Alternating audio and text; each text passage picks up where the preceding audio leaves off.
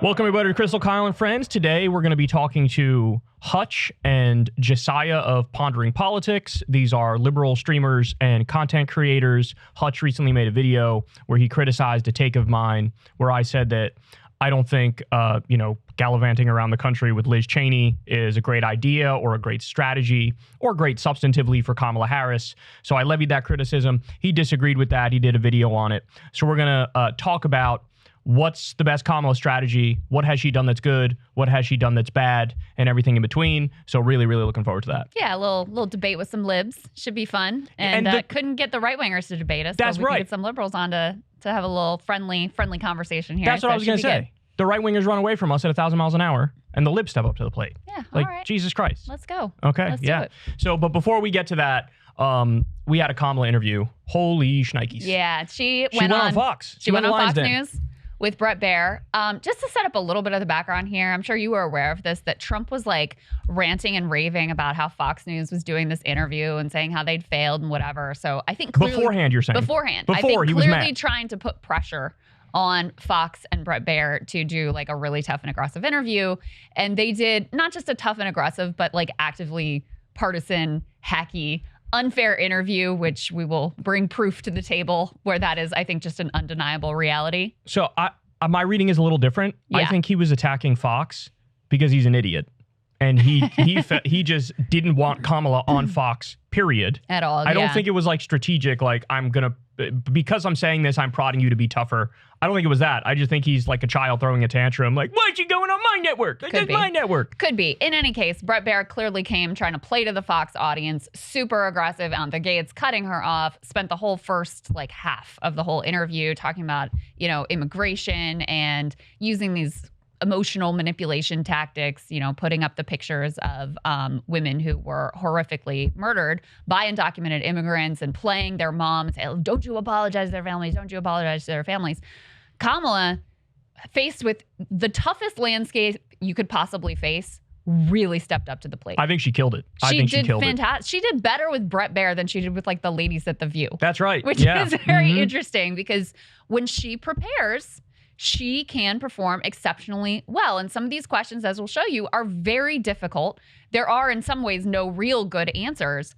And in every instance, she doesn't get rattled. She's able to pivot to the points that she wants to make. She challenges him at times in a way that also is very strong, I think comes off quite well. Now, before we get to the first clip, I just want to tell everybody, the same day that Kamala went into the lion's den and got grilled, is the same day we learn that weird town hall / concert that Trump did the other night. Listen to this. Midas Touch has discovered that questioners at Donald Trump's bizarre town hall in Pennsylvania were not ordinary attendees, but rather MAGA and GOP operatives posing as regular voters. So they rigged the deck for that event. And then we also got this from Michael Tracy. Trump's Univision town hall, which was happening the same day that Kamala went on Fox News, was filled with audience members recruited by a Miami modeling agency that ordinarily recruits extras for Spanish language soap operas and commercials. I have been able to confirm the audience members were paid. So the same day Kamala goes into the lion's den to take difficult questions, we learn Trump is rigging the deck in all of his pre-planned events and doing it in the hopes of getting softballs down the center of the plate. Yeah. And he canceled on 60 Minutes. He canceled on CNBC. He canceled on another interview. Thinking NBC maybe? Bro, he wants to be in a hug box. He wants to be in a circle jerk all day long where everybody tells him how wonderful he is. That is bitch behavior. That's bitch behavior. Well, there's an even more striking contrast to me between Trump had just done this Fox News like women's town hall, and with Harris Faulkner, who's also, like Bret Baier, supposed to be one of the like serious news journalist types. And yeah, it was like, voter after voter stands up and it's like, Mr. Trump, you're so amazing and I love you, but I have this one tiny question anyway. Thank you for saving our country. And Harris Faulkner just going along with the hug fest. Right. So let's go ahead and take a look at a difficult question she's asked by Bret Baier about if she's changed her position on certain issues vis-a-vis undocumented immigrants. Let's see how she handles that. There's a lot of people that look back at what you said in 2019 when you first ran for president. And there have been changes, and you've talked about some of them. When it comes to immigration, you supported allowing immigrants in the country illegally to apply for driver's license, to qualify for free tuition at universities, to be enrolled in free health care. Do you still support those things?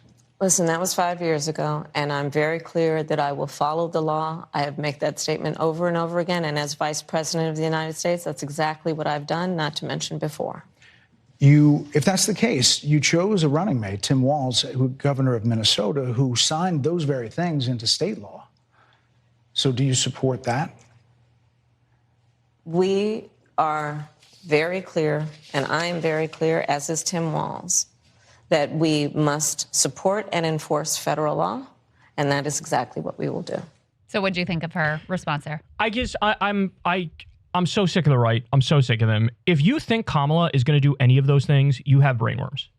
You have brainworms. It's like when Trump and Republicans hit her because the green new scam. She did the green new scam. It's like, number one, no, she didn't. Number two, no, she won't. Number three, you all fucking know that. You all know that. Like, I like the idea of aggressive questions that have policy substance at the heart of it. Yeah. But they ask the dumbest possible questions because it's an attempted gotcha with Kamala as she was running in the Democratic primary in 2019, which everybody at the time, including us, looked at it and said, she ain't doing fucking any of this shit. Yeah. She doesn't believe in any of this stuff. Well, there's also a funny distance between, on the one hand, they give her all the blame for anything that happened in the Biden administration that they think was bad, as if the vice president really has any particular power. But then, the same question of well, if you wanted to do these things you're proposing, why haven't you done them already? Doesn't occur to them when it's like, oh, well, if she wanted to have undocumented immigrants do whatever you're alleging she's going to have them do, she could have done that too, right? And she didn't.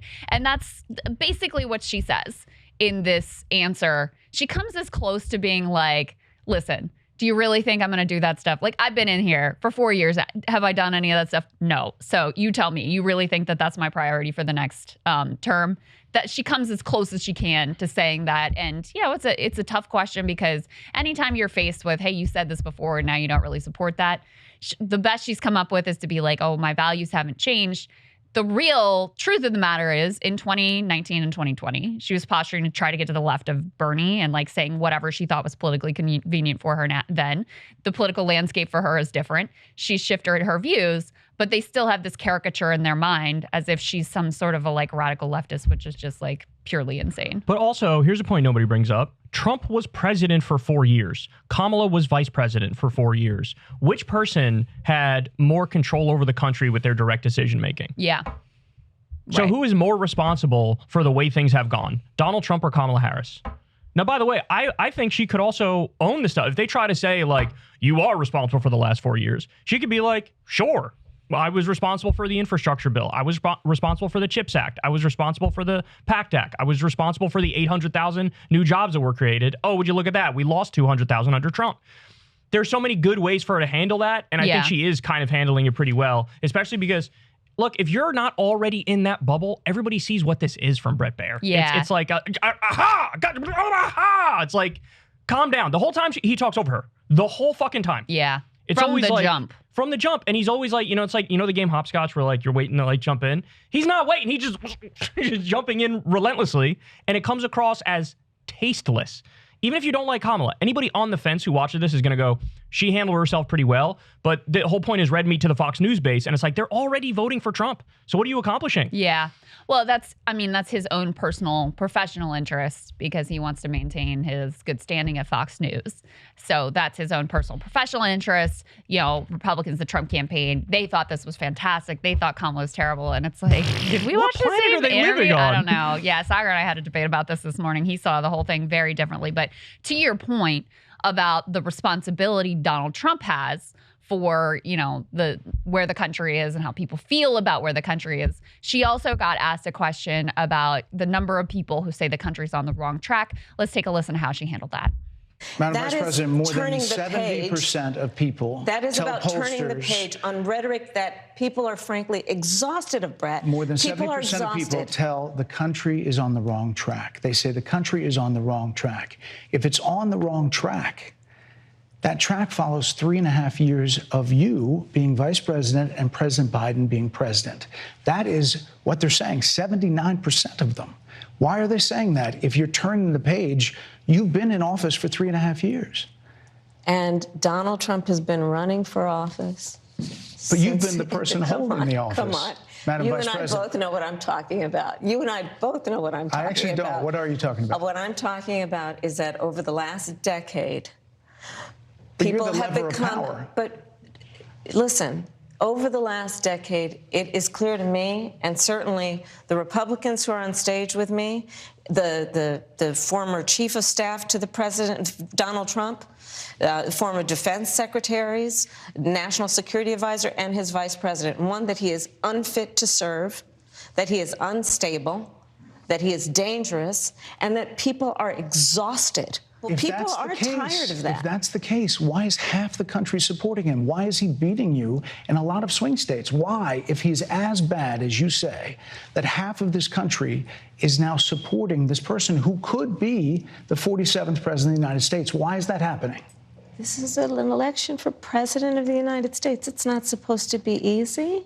I know, but it's not supposed to be. It is not supposed to be a cakewalk for anyone. So are they misguided, the 50%? Listen, are they stupid? What is it? I would never say that about the American people. And in fact, if you listen to Donald Trump, if you watch any of his rallies, he's the one who tends to demean and belittle and diminish the American people. He's the one who talks about an enemy within, an enemy within, talking about the American people, suggesting he would turn the American military on the American people. So what's funny is that clip was shared by like a right wing, like, oh, look how bad she looks here. I'm like, she was masterful in that, especially at the end when he's trying to bait her into saying like some deplorables type thing about the Republican base. And she's like, I would never say that. And by the way, the guy who does demean the American people and attack them all the time is Donald Trump. And he just said, that anyone who opposes him is the enemy within. He's going to call in the military. How about that? She also has a point, though, in terms of the initial piece where she's getting pressed on, you have a large number of people who say the country's on the wrong track. I went back and looked it up. We were talking about this last night. After January 6th, 11% of the country said we're on the right track. 11%. And so, yes, of course, like Joe Biden and to some extent Kamala Harris have responsibility for things that have happened over the past 4 years. But we also have to be honest about the fact, like, this is not the Joe Biden era of politics. This is the Donald Trump era of politics. He has become the central figure, the central defining line. Like, he has driven so much of our political content conversation and what is, what's important in our politics and not. And I think that's a horrible state of affairs, but that's reality. And so when people are exhausted with the political climate, it's not because of like what Joe Biden says out on the campaign trail. They're exhausted with the vitriol and the deep divisions of the Trump era of politics. And that's what she's speaking to. Republicans thought this was such an own when Bret Baier was like, oh, I actually don't know what you're talking about. I was like, how's that? Yes, he does. Like, he absolutely does know what she is talking about. And then she goes on to explain it perfectly reasonably. So like you said, the number here for Kamala and Biden, really it's Biden, is 28 or 29%, whatever it is, say that, well, we're on the right track. And when Trump was leaving, like you said, that number was 11%? Mm-hmm. 11%. So do you want to do an apples to apples comparison? Do you want to have that conversation? No, you don't want to have that conversation. And you purposely didn't look up and avoided and lied by omission and kept that number out so you could do a stupid little like got you burn on Kamala. And like he asked the dumbest question ever. Well, if that's the case, why does about half the country support him?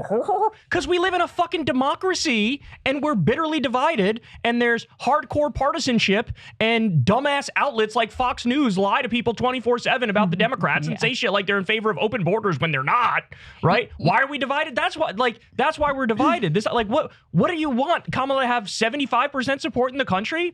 Like, we don't live in a dictatorship where you can lie about the numbers and say, yes, 75% support me. The other thing that's funny to me is that Democrats get thrown this question a lot of, well, if Trump's so bad, why do so many people support him? And it's like, well, how come that's never turned around the other way? Because they act like Kamala Harris, Trump literally called her retarded, right? They act like Kamala Harris and Tim Walz are the worst thing that ever happened. They're a disaster. They're incompetent. They're idiots. But they're winning evil, the polls. They're fascists, blah, blah, blah, blah, blah. They're winning the polls. And they never get asked, like, oh, well, if they're so bad, how come they're winning? How come Pennsylvania looks like they're set to vote for them? How come half of the country at least supports them? They never get asked that question in reverse, ever, even though they try to paint this portrait like, Kamala Harris is the next Hitler or whatever, something preposterous.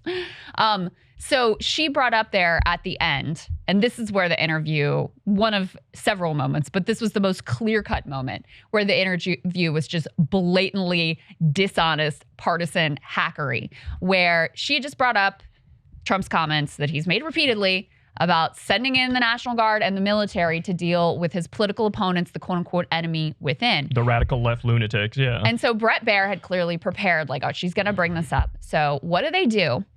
They cut a clip from Trump responding in a Fox News town hall to questions about his enemy within comments. But they leave out the entire part where he doubles down. Right. And makes it clear that he's talking specifically about his political opponents, people like Adam Schiff and Nancy Pelosi in particular. They leave all that out to try to paint this portrait of like, he doesn't mean retribution or violence. He's being reasonable. This is Donald Trump. He's fine. Take a listen to how this went down and how Kamala pushes back against him. Question to the former president today. Harris Faulkner had a town hall, and this is how he responded. I heard about that. They were saying I was like threatening. I'm not threatening anybody. They're the ones doing the threatening. They do phony investigations. I've been investigated more than Alphonse Capone. He was the greatest gangster. No, it's true. No, but think of it. It's called weaponization of government. It's a terrible thing. So, Brett, I'm sorry, and with all due respect, that clip was not what he has been saying about the enemy within that he has repeated when he's speaking about the American people. That's not what you just showed. Well, he was asked about that No, specific... that's not what you just showed. In all fairness and respect to you. That was the question that we asked him. You didn't show that, and here's the bottom line. He has repeated it many times, and you and I both know that. And you and I both know that he has talked about turning the American military on the American people. He has talked about going after people who are engaged in peaceful protest. He has talked about locking people up because they disagree with him. This is a democracy. And in a democracy, the President of the United States, in the United States of America, should be willing to be able to handle criticism without saying he'd lock people up for doing it. And this is what is at stake, which is why you have someone like the former chairman of the Joint Chiefs of Staff saying what Mark Milley has said about Donald Trump being a threat to the United States of America. So that was the clip that probably went the most viral because of how dishonest it was and how effectively she called it out. Show people the full clip so they know how dishonest that was. Yeah, so we have the actual clip at the town hall when he gets asked about this. And this is so funny with Fox. They always do this thing of being like, you said you wanted to be a dictator. You didn't really mean you want to be a dictator. And he's like, no, I actually want to be a dictator. And that was exactly what happened here. She was like, you said this enemy within thing. Tell us what you really meant. And he's like, I meant that I'm going to call out the military and my political opponents. Let's take a listen, Eric, to A7, what he actually said in that Harris Faulkner exchange. They're using your words to say that you are not for crime and keeping particularly women safe in ads. I want to take a look at what you said and just tell me, let's watch it. If we have to. Yeah. We have two enemies. We have the outside enemy, and then we have the enemy from within. And the enemy from within, in my opinion, is more dangerous than China, Russia, and all these countries, because if you have a smart president, he can handle them pretty easily. But the thing that's tougher to handle are these lunatics that we have inside, like Adam Schiff. I call him the enemy from within. Mr. President, Kamala Harris has said you sounded unhinged and unchecked power is in our future. What do you say about that? I thought it was a nice presentation. I wasn't unhinged. You know what they are? They're a party of sound bites. Somebody asked me, can they be brought together? You know, I never thought, really, I wasn't thinking like they could, because they're very, very different. And it is the enemy from within, and they're very dangerous. They're Marxists and communists and fascists. So there you go. It is the enemy within. They're very dangerous, Marxist, fascist, et cetera. So even none of that made it into the Bret Baier piece.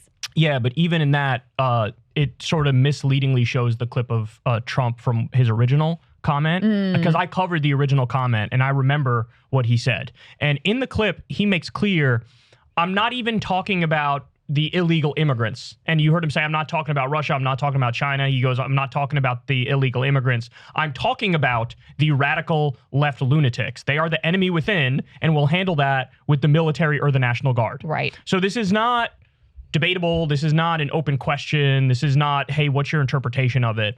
And now Kamala and Tim Walz have correctly and accurately been going around calling Trump a fascist. And it's correct to do that. Why? He's been going around saying he's going to use what's it called? The Alien Enemies Act of 1798. Right. The same legal justification that was used to do Japanese internment. Right. He's been saying we're going to do mass deportation, not just of illegal immigrants. He brings up the legal Haitian immigrants in Springfield and says we're going to get them out of here. So now mass deporting, even legal immigrants are part of that. He, of course, tried to invoke the Insurrection Act when he was president last time. The only time he wasn't able to do it is because the general stood up to him and said, no, this time he's made clear, I'm going to have yes men around me. I'm going to have MAGA loyalists around me. They will let me do it this time. He, of course, tried to overthrow the last election. There's the guy who says, we're going to terminate the Constitution. I want to terminate the Constitution, all rules, regulations, and articles in order to get me back in power. So this isn't a hard question. He's a fascist, and he's saying fascist shit. And he believes in the unitary executive theory. That's what the Heritage Foundation wants. That's what's part of Project 2025. And if he gets in there and surround himself with loyalists, he's going to do these things. And Kamala is correctly calling it out. And to your point, Brett does this, Fox News hosts do this. I saw you and Sagar got into a debate over this, where Sagar's point is like, well, I think the institutions will hold. So, it does. We don't even really need to have this conversation because the institutions are going to hold. So this stuff is not going to happen anyway. And it's like, that's a damning admission, because implied in that is, I know he's going to try to do it, but maybe they'll be able to stop it. I'm banking That's on absurd. The American institutions, and especially after Supreme Court has now said basically like, yeah, you can pretty much break whatever laws you want. It's cool, Full immunity, no problem. And the Mark Milley's of the world, the Mike Pence's of the world, like, he has already made clear that those type of people will not be welcome. The only type of people who will be welcome in the next administration at any sort of position of influence are ones who were willing to go along with the 2020 Stop the Steal nonsense, who would not, like J.D. Vance, have certified the Electoral College vote and will indulge him in whatever outrageous, fraudulent, illegal, criminal behavior he wants to engage in. So, it's not hyperventilating or having Trump derangement syndrome to be like, here's what he's saying, here's what he did last time, here's how he plans to be even more dangerous and unhinged and unchecked this time around. Yeah, that's a problem. That's something we should be taking extremely seriously. Yeah, and the bottom line is the resistance liberals were right about Trump. They all know the resistance liberals were right about Trump, and so in order to try to defend Trump, they have to show things out of context, lie about his intentions. Play these little games. Or even like that article that came out the other day where it's like the Trump voters who don't believe Trump. And it's like, when he says his most extreme shit, he doesn't really mean it. But if he says something I like policy-wise, he means that and he's going to do that. Yeah. It's like, do you guys realize how fucking stupid this is? That you're literally just like projecting onto him whatever you want to believe. And even if he says clearly, I'm going to do this thing that you don't like and I'm not allowed to do, you're like, well, that one doesn't count. Like, what are we doing here? Yeah. Nobody gets that benefit of the doubt but Trump. Yeah. Because he's got a cult. So nobody gets that benefit of the doubt but him. But I think Kamala did a phenomenal job. I think anybody who watches that interview and walks away thinking, oh, yeah, they really you're in the bubble. You're in the bubble. You're in the bubble. Like, there's no getting through to you. Because any objective viewing of that from even somebody who's apolitical or moderate or whatever, they're going to go, she's handling her shit. Yeah. She's handling her shit. She knows how to handle it. These are tough questions. She's fielding them well. And I think she did even on Iran, which I hate her answers normally on Iran. Yeah. Even on the issue of Iran, she said, tell me who ripped up the agreement that kept them in check. Yeah. Tell me who did that. And Brett Baer. Well, of course, the framing from Brett Baer, and this is not. Yeah, oh yeah, this is not unique to Fox News. This is like every mainstream media outlet approaches it this way. It's basically like, why aren't we at a war with Iran yet? You know, like it's always framed. Basically, from, like you've been soft on Iran. Like what the fuck are you talking? I hate the media so much. Obnoxious. Oh, they're so bad. I actually thought one of her best answers was she got asked this question about like, they played her old clip of talking about people in prison getting like, gender affirming surgeries or whatever. And obviously that's a challenging question given how she's trying to reposition herself to be more centristy this time around. And first of all, she brings up like, hey, did you know Trump was doing this when he was president? Like, you worried about that because he was actually enforcing the law and providing these gender affirming care as well. But then more to the point, she was like, you know, Trump is putting $250 million behind these ads. You really think this is the top issue that people are concerned about in this election? And I thought that was such a great way to handle that because, it is such a, like, you know, such a niche and fundamentally, like, you know, right-wing, like, moral panic, transphobia kind of concern.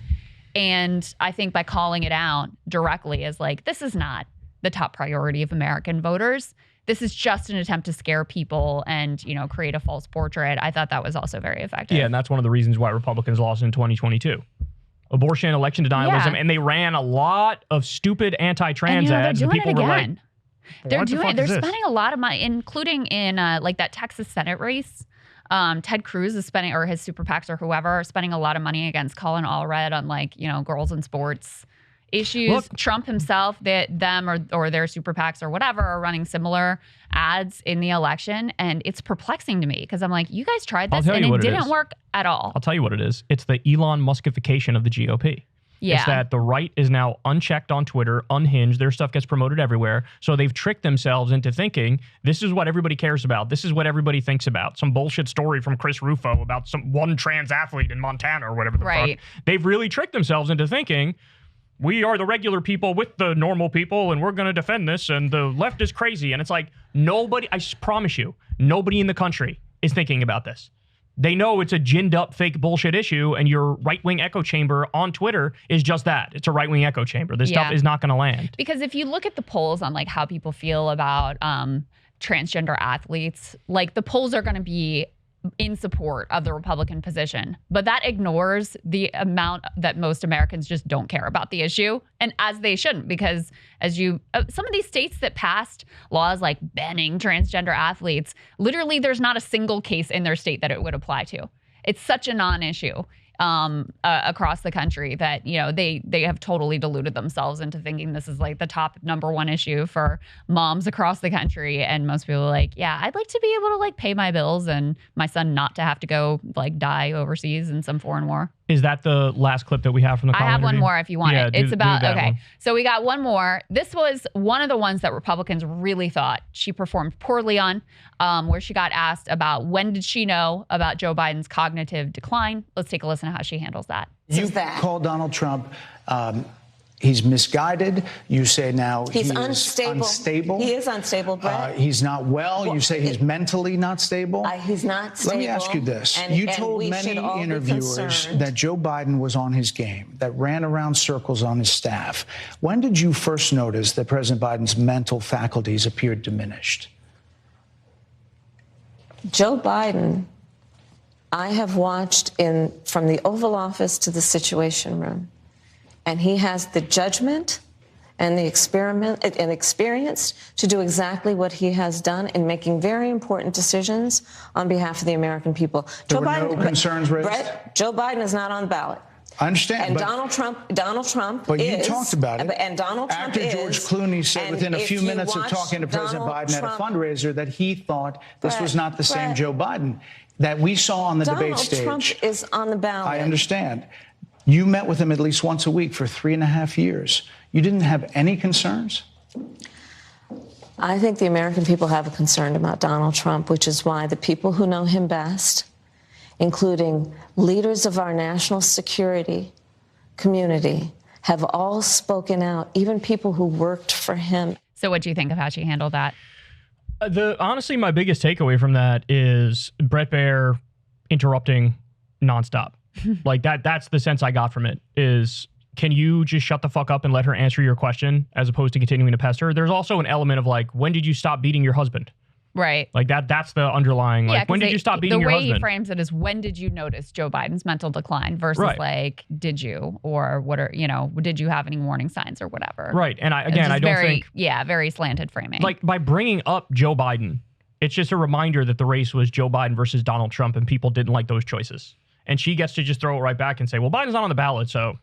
Yeah, and I think that's the best way to handle it, you know. And I actually thought this might have been more of an issue for her when she first got swapped in. People don't give a fuck. They don't care. But that's what set in, is people were so relieved that he stepped aside. Yeah, they're just happy he's gone. They were just like, right. okay, oh, thank God we've got another option here, and it's not Joe Biden. And they were ready to move forward. But Donald Trump and Brett Baier and the rest of Fox News definitely not ready to move forward from that. So, yeah, I thought, she did well saying, listen, I saw him be an effective decision maker. And by the way, he's not on the ballot. I am. Donald Trump is. Let's talk about that. Yeah, and what did you expect her to do? Yeah, what did you expect her to do? And my guess is, by the way, the way Pelosi's going around talking about this, there's really hints of number one, she's the boss. Number two, Pelosi's the boss. Yeah. Yeah, Pelosi's the boss. And number two, they may have been threatening Biden, if you don't willingly step down, we are going to invoke the 25th Amendment, so step down.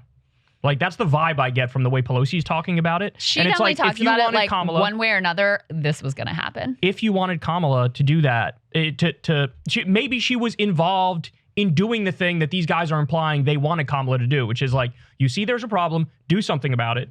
She may have been involved in the Pelosi 25th Amendment type thing, and so she did the thing that you were saying you wanted to do. You just wanted her to do it earlier. But the only reason you want her to do it earlier is because you're partisan hacks and you hate Joe Biden, and so, you were going to say day one he never should have been in there. So it's just again, it's just a stupid got ya hack bullshit attempt. Yeah. That's all it is. Plays well to the Fox News conservative ecosystem. Kamala plays well to the rest. And, those moments we showed where she was challenging Brett Baier on enemy of from within. I think that was one of her most effective moments, but we didn't even pick out her best moments. You picked out her worst moments. These were the ones that Republicans were oh, we think she really screwed it up here. And even in those moments, I thought she handled herself extremely well. And these asking about the Joe Biden thing is a challenging question for her. And she stayed in control, forceful, strong, etc. And I think that's the vibe, to the extent that these things matter for swing voters are watching this or whatever. I think that's the vibe that you get off of it, is the caricature of this woman as being incompetent, not capable, not smart, etc. That caricature is not accurate, because this was a very capable handling of a very difficult interview. And in the interest of fairness, we know that Donald Trump has already agreed with MSNBC to have an interview with Ali Velshi happening today. Yeah, right. Oh, that's right. Yeah. He's on PBD today getting a fucking hot stone massage. Yeah, by the way, even that I don't think went too well. I'm seeing some clips. Apparently, Trump told Patrick Bet-David about Kamala Harris, quote, "They have a woman who's black, although you would say she's Indian, but she's black. But a lot of people didn't know," which is true. Yeah, but if it's not going well, it's just not going well because of Donald Trump, not because PBD is grilling. No, exactly right. Exactly right. So. Yeah. So anyway, he's a little bitch. He doesn't want to get questioned in any way, shape, or form, and he's proving that, and this is all happening at the same time Kamala goes into the lion's den and hands them their ass on a silver platter. Hey, y'all, do me a favor and like and subscribe. It helps out big time in the algorithm. Click the bell as well for notifications when videos drop, and watch that video on screen right now. You know you want to.